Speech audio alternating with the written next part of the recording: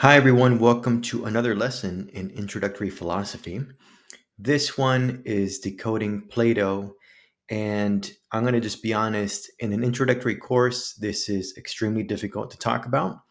Plato is a complicated human being, and he is surprisingly elusive.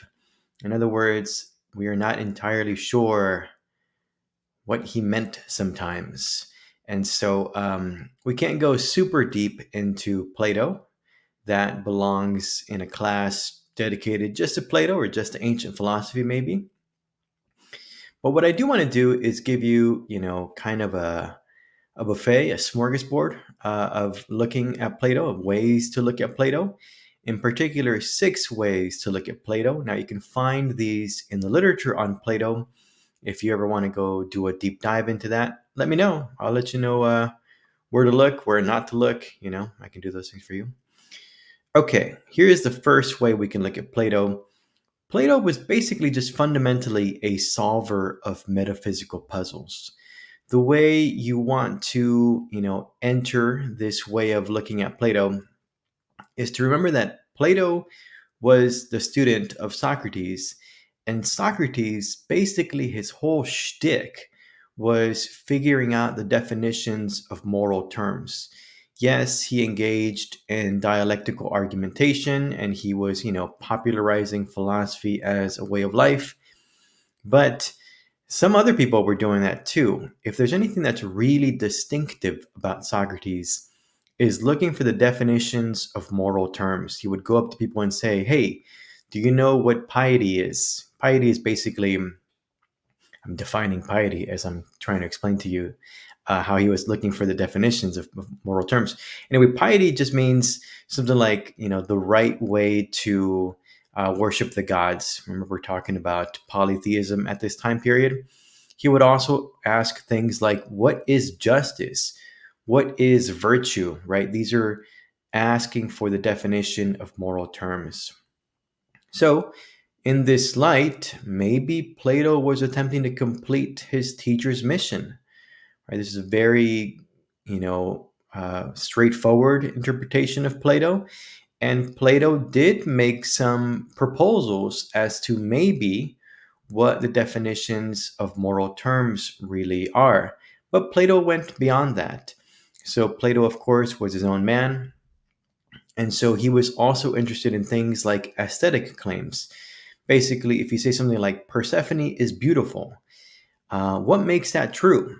Is it objectively true or is it relative? Can it be the case that Persephone is beautiful for you, but not for me? Well, Plato says absolutely not. There is a real beauty. And, I'm guessing here that he would have thought Persephone is beautiful. She kind of had that reputation. So that's probably the case.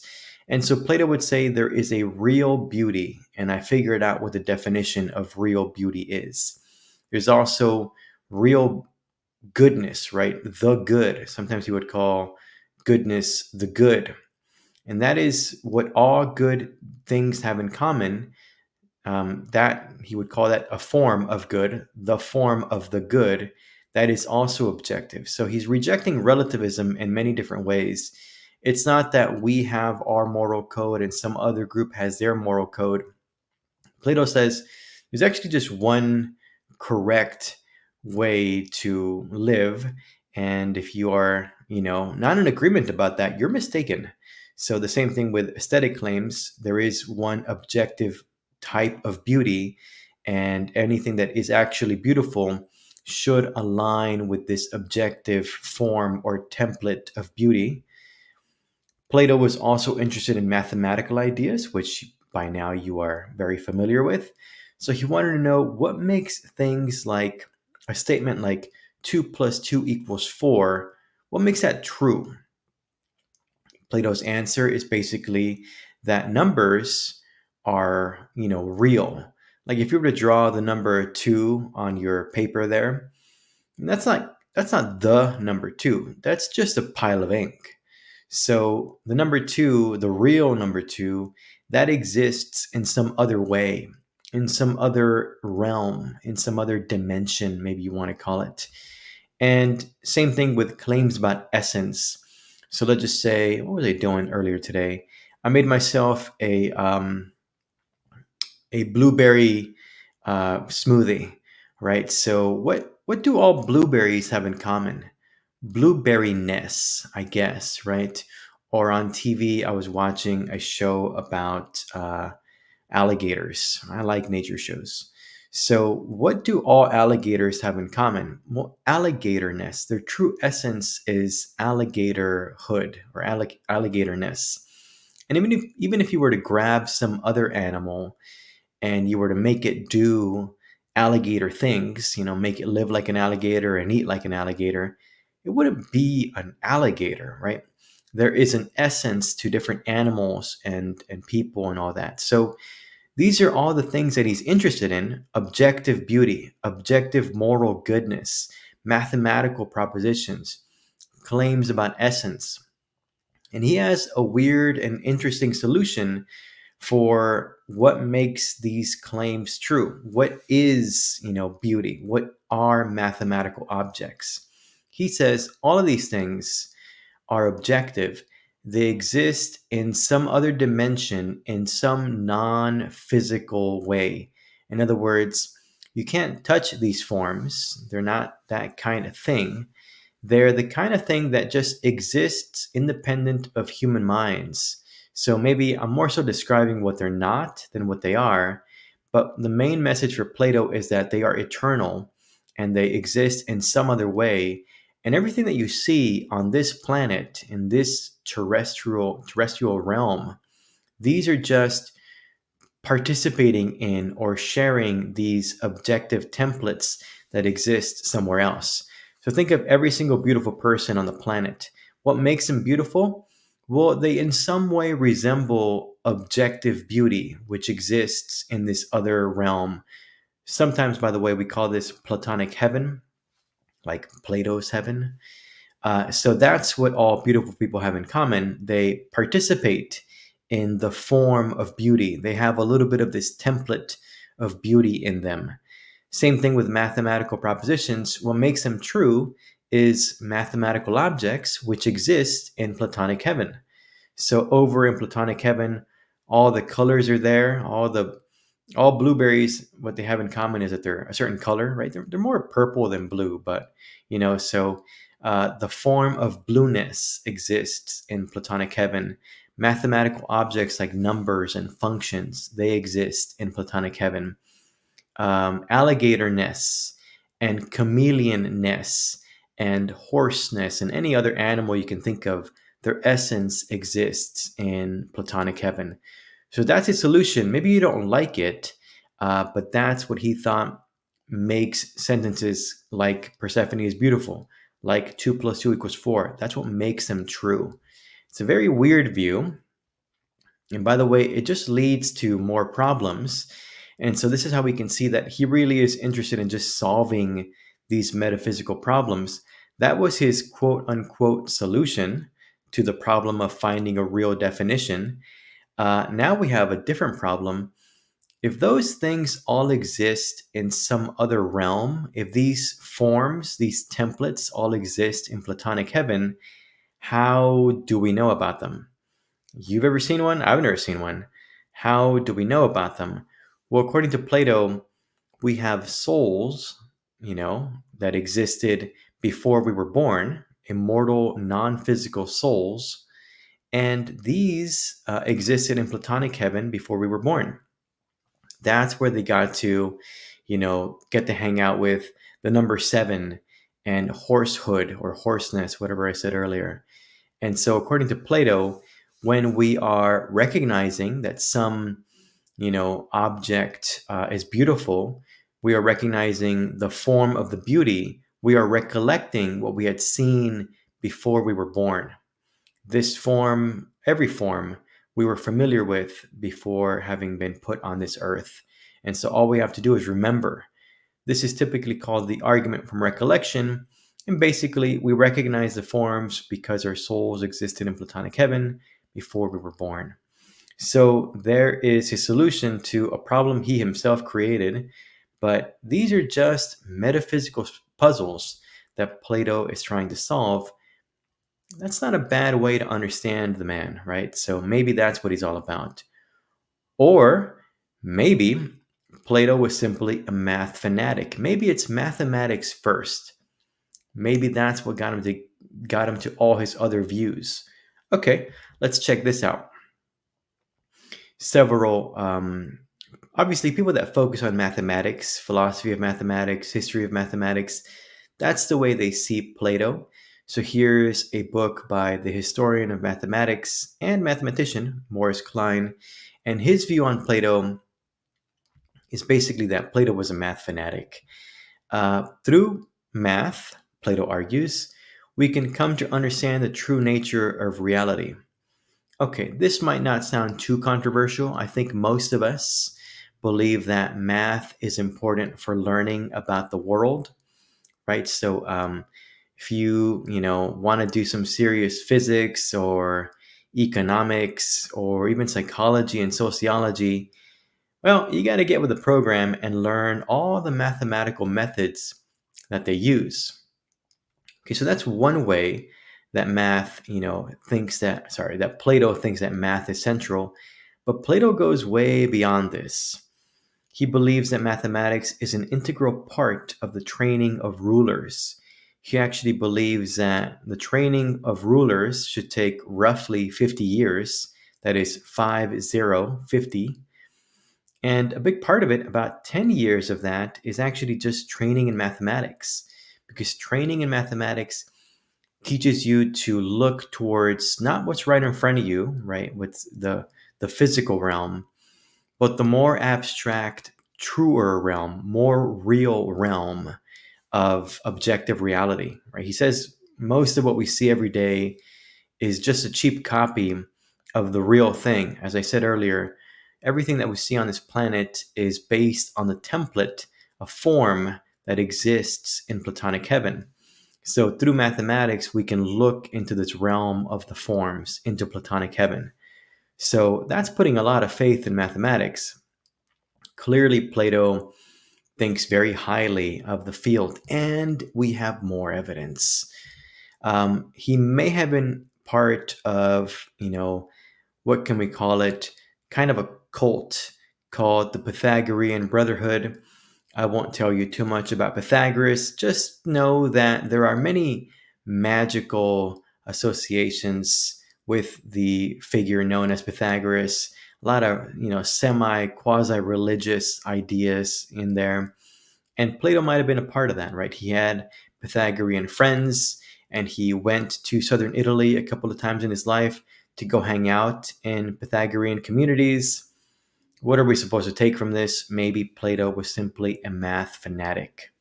Well, here is more evidence that Plato was really into mathematics, and I'm pulling it straight from his own dialogue, right? His work, The Republic, has this cryptic line about what mathematics is all about. Let me read this here from the slides.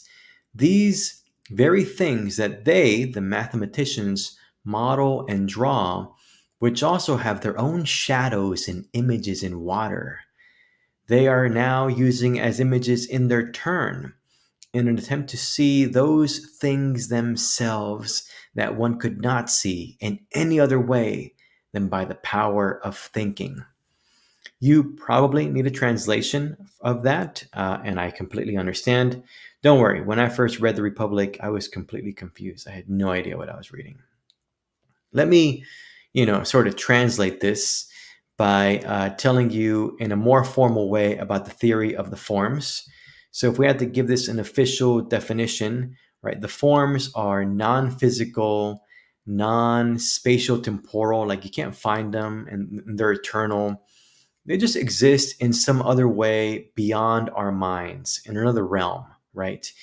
But, as I said earlier, they can be grasped by the mind. We just have to remember that we used to know them before we were born. And again, they are the ultimate reality which our ordinary objects are based on, right? So, my example has repeatedly been that a beautiful person is participating in the form of beauty. You can see beauty there has a capital B. Okay, Well, how does this make Plato a math fanatic? Let me give you the allegory of the cave, and then you can really begin to see what a big deal this is, right? So, in the allegory of the cave, you have to imagine some people are kind of stuck in their chairs, they're chained or such that they can only look forward, and all they see is shadows cast on a wall. Okay, cool. Well, one of them breaks free, and she realizes, hey, these shadows, they're not the real thing. The real thing is actually these cutouts over here behind this little platform. That's what the shadows are based on. All this time, I've been thinking these shadows are the real thing. The real thing are these cutouts. But she's, very curious and enterprising, and she actually works her way out of the cave, and over time, eventually lets her eyes adjust to, the sun, because she's been in a cave her whole life. And now she can see, oh, it wasn't even at these cutouts of a cat and a table and a chair. Not even these are the real thing. There's actual cats and actual tables and actual chairs. So at first, she thought the shadows on the wall were the real thing. And then she thought the cutouts were the real thing. And now she knows that, cats are a real thing, right? It's not just cutouts, but cats are a thing. This is actually climbing up your way to understand reality as it really is. And Plato, of course, that's where the allegory of the cave ends, but he believes it goes even further. Above the physical objects like cats and tables are the forms. And so this here is a diagram from this book by Stuart Shapiro, mathematician, philosopher of mathematics. And this is what allows you to see how seriously Plato took mathematics. I just talked about how long and arduous it is to come to know the forms, right? You got to break past your chains and, stop thinking that this illusion that we're all in is a reality, and really, dig in and try to figure out what reality is really like. And it takes time because your eyes have to adjust and all that. So now if you look at this diagram, you can see that the forms are in the upper part, and at the very top is the good. Plato believes that goodness is at the very top of all the forms. It is basically, the top of the hierarchy of all the forms. And if you look down below, you can see reflections at the very bottom. Shadows would probably be there too. And physical objects are right above that. So those two bottom segments, physical objects and reflections, those are sometimes called, the realm of becoming. This physical world that we live in, it's not, it's just a cheap copy of the real thing, the forms. And just like we are realer than our reflection, right? You know that, right? If you look in the mirror, you are more real than your reflection. In fact, your reflection is contingent upon you being there where you're standing. And if you were to leave, your reflection would disappear because it relies on you. Well, that's what Plato thinks about physical objects and the forms. Everything in our world is based on the forms. Now look at what's between the forms and the physical objects. Oh, wouldn't you know, it's mathematics. Mathematics is the key to understanding reality as it really is. So that's kind of a big deal, right? Math is basically everything. And so Plato, through his allegory and his whole way of looking at reality, is showing us that, if you want knowledge, there is a primacy to mathematics. That would be key. A real philosophy would be mathematical and abstract. So maybe that's how we should understand Plato. Or, here's another one. Here's way number 3. Plato was actually more so just a conservative reactionary. All right, well, how would we begin to understand this? The first thing you should know is that, in the Athens of Plato's day, there's all these trends, these intellectual trends that were going around. And these include, humanism and relativism that was coming from a group of thinkers called the sophists. There was also reductionism coming from Milesian philosophers. And there was this idea called skepticism that maybe we can't really have knowledge. Plato didn't like any of these at all, right? So let's talk first about the sophists. They're basically a group of traveling teachers who, would sell their services to whoever could pay for them, basically. They would teach you, you know, how to win arguments, how to be a persuasive speaker, mathematics, martial arts, basically any skill that people would pay for, they would teach. And Plato didn't like him at all. In particular, he didn't like their humanism and their relativism. Let's just focus on relativism for the moment. According to some sophists, like the very famous Protagoras, you probably have heard of Protagoras. He has a very famous saying, "Man is the measure of all things." Well, what does that really mean? Well, there's actually lots of ways to interpret that too. But let's just go with the traditional interpretation. Humans decide what's important, what's beautiful, what art is, what makes a good ruler, whatever, right? Humans decide that. And so if you want to say that there is an objective beauty, you just can't. There is just beauty for you and beauty for me. And you want to say there's an objective right and wrong, you can't, say the sophists. There's just right for you and wrong for me. Plato does not like these ideas, and he's finding ways to argue against them. That's what he's really doing, according to this way of looking at them. There's also reductionism. So I have a very, I have a kind of a stock example of what reductionism is.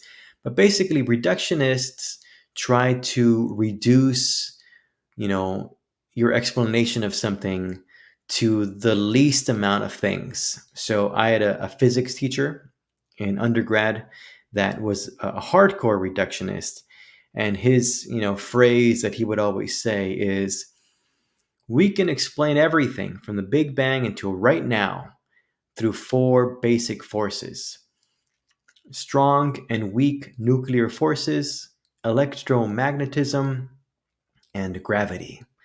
And he said, with those four things, you can explain everything. You don't need anything else to explain what we see here today.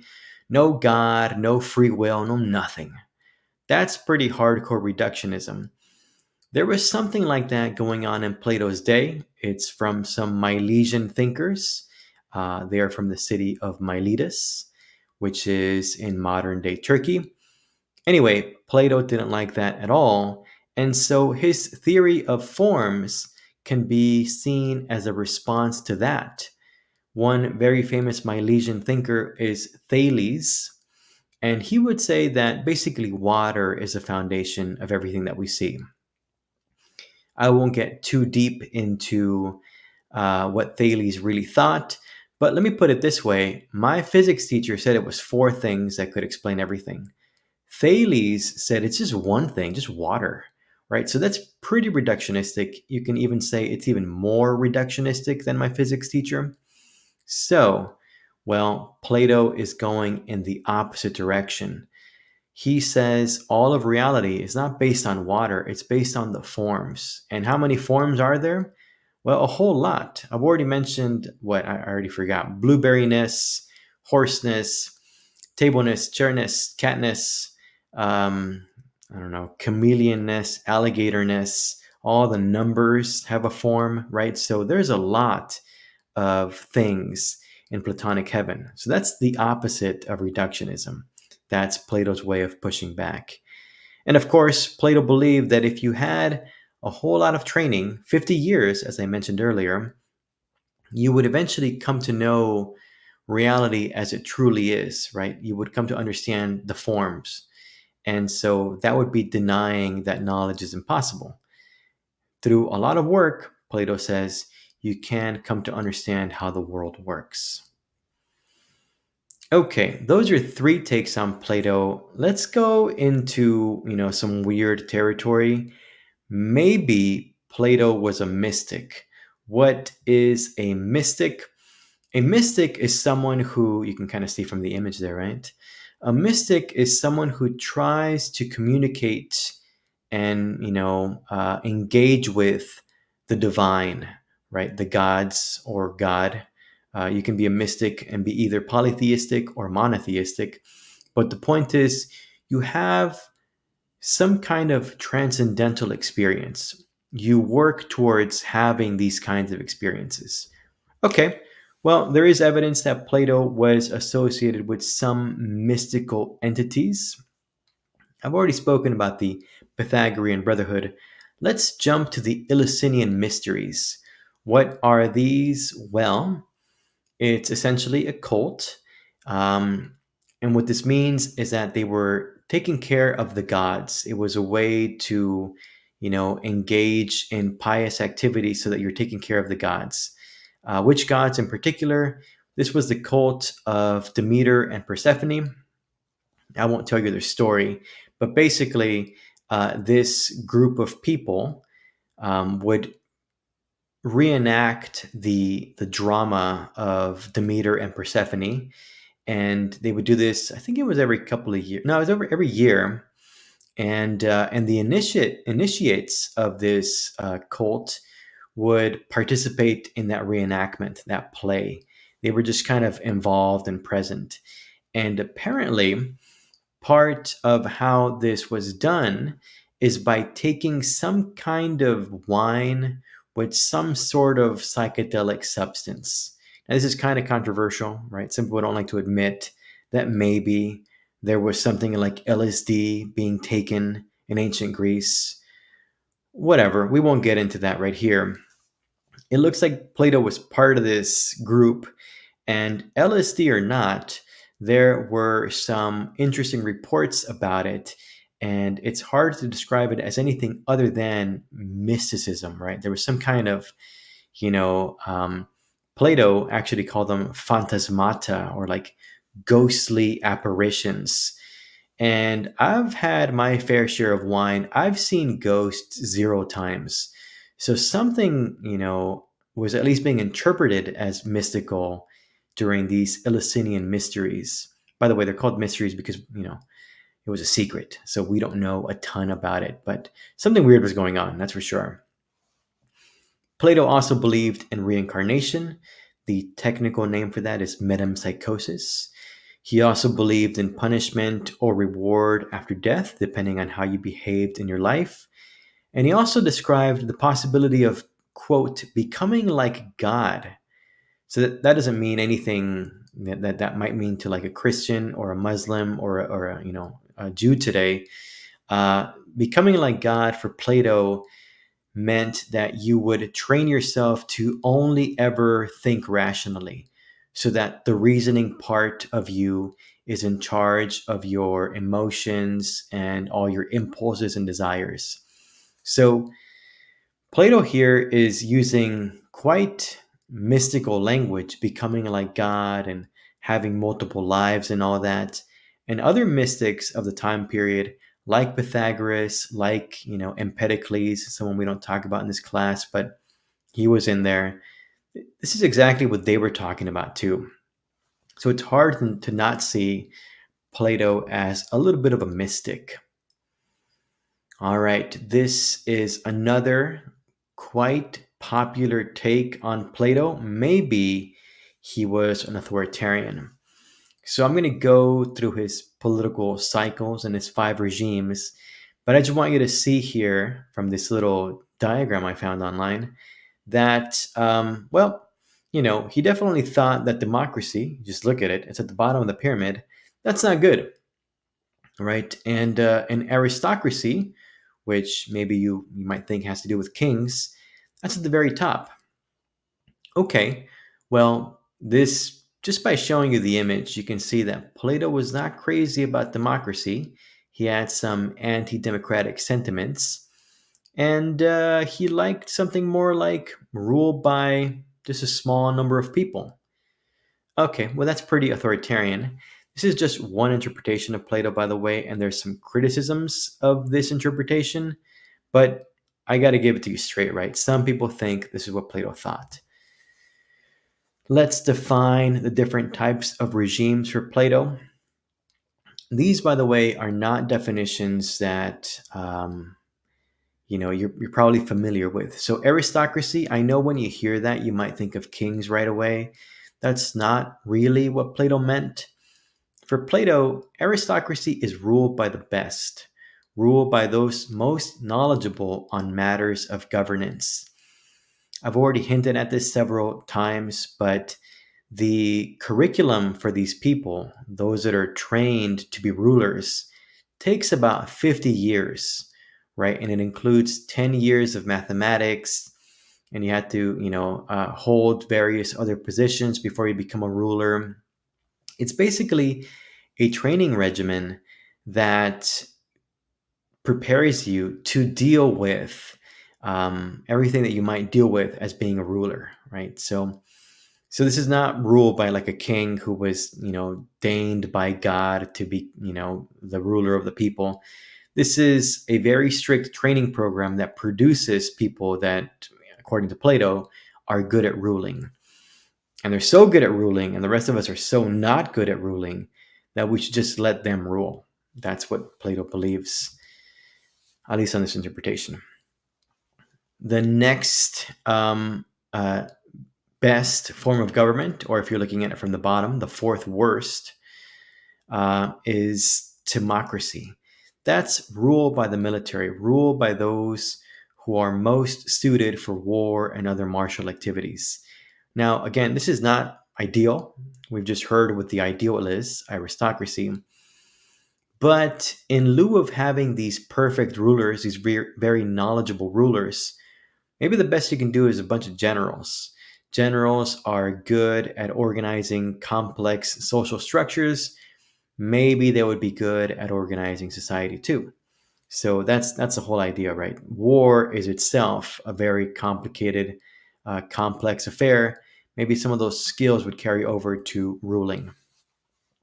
Then there's oligarchy, third worst according to Plato. Rule by the rich, rule by those who value money over all else. So this is not good because they even think that money is better than virtue, than being, good people. Um, and so this is far from ideal.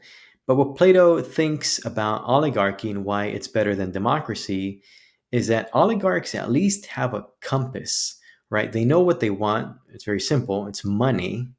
And so they have a direction that they're going. For Plato, though, democracy lacks this direction. So Plato defines democracy as rule by all, or rule by those who value freedom over all else. What does that mean? Basically, Plato paints them as, all democracies as basically a form of government where all desires are valued equally. So in our society, just as an example, you can be a single issue voter, right? Maybe like gun law is your thing, whether pro or against, it doesn't matter. That's really all you care about. And so that's your main driving desire. I want to put people into office that believe what I believe about guns. Or maybe it's abortion, or maybe it's, I don't know, a higher minimum wage, or whatever. And for each of us, if we are single issue voters, that's basically all we really care about. That's treating every single issue as if it's equal, right? So I care about guns. You care about abortion. This person over here cares about the minimum wage. All of our wishes and desires and political views are equal. Everything that, we might desire is equal, right? For some of us, we don't care about politics. And so all we care about is, I don't know, I'm just making stuff up now, fitness or sports. Well, that's okay in a democracy. Maybe you might bet based on what your favorite sports star likes. And so you can see for Plato, it looks like there's no compass, there's no organizing principle to a democracy. You can care the most about whatever it is that you care the most about. It could be whatever. I mean, literally, it could be the Kardashians, right? So it just doesn't matter what's the most important thing to you. In a democracy, it's all fair game. Well, he sees that as a recipe for disaster. That's why he doesn't like democracies. And in the very least, if you value money or military arms and order, you at least have a direction. But democracies, according to Plato, have no direction. By the way, worst of all is tyranny. Tyranny is when there's one ruler and, they call them a tyrant. And this happens because chaos is taken over. The Democrats have basically made it so that there's chaos. Sorry, democracy has made it so that there's chaos. And, well, how do you fix chaos? You hand over all the power to just one person to restore control, right? Restore society. Of course, no one is happy in a tyranny because, well, all of us are subjects of the tyrant. The tyrant gets to pick what happens, and we're all at his or her mercy. Usually it's a he. And the tyrant isn't happy either, though, by the way, because it's very lonely at the top. How, after all, do you get rid of a tyrant? Assassination. So the tyrant is always looking over his shoulder. Basically, no one is free from fear in this kind of society. Well, maybe that's what Plato believed. Here is a very quick sidebar. I'm going to make it even quicker than I was going to originally do it, but there's a ton of problems with this interpretation. Just one of them is that even from the book in which people get this interpretation, which is Republic, even in that book, Plato explicitly says that he's not really describing how to make a city state. He's not really giving you a recipe for statecraft. It's actually supposed to be a big metaphor. So, that's just one issue with this interpretation. I have to say that because sometimes I'll give that interpretation of Plato and people just kind of run with it. They say, that this is the one. Let me just give you some ammo here, right? So that way you don't immediately think that's the only way to think of Plato. You might still think of him that way, right? But I just want you to know that there's people that oppose that view, and there one very famous name in that space is Julia Honest, and she's sort of a big deal when it comes to ancient philosophy. So that's why I don't think it's a slam dunk that Plato was an authoritarian. He was definitely anti-democracy, though, but that's two different things. Okay, last but not least, my friends, Plato maybe was just an ethical teacher, right? So maybe Plato was trying to teach students how to live, right? He had this idea of what the philosophical life was like. It was a life of reflection. It was a life where reason was a driving force, and you had your emotions, your passions all under control. And maybe that's what he was all about. And the best evidence of this, by the way, is his academy. Apparently, in the academy, the school that he started in the 380s BCE, Plato had no enforced doctrine. There was a culture of academic freedom. You were allowed to believe what you believed. The main thing was to sit there and argue rationally for your position, and to hope that in the dialoguing, in the dialectic, in this mutual striving for figuring out what is the right view, you can uncover the hidden truth.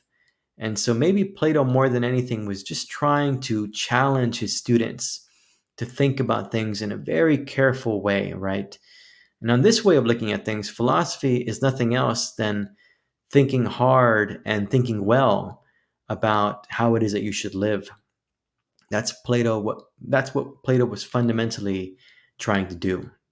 Of course, ultimately it's up to you how you interpret Plato, but there are some ways to think about it. Of course, I didn't answer many questions here, just gave you more food for thought.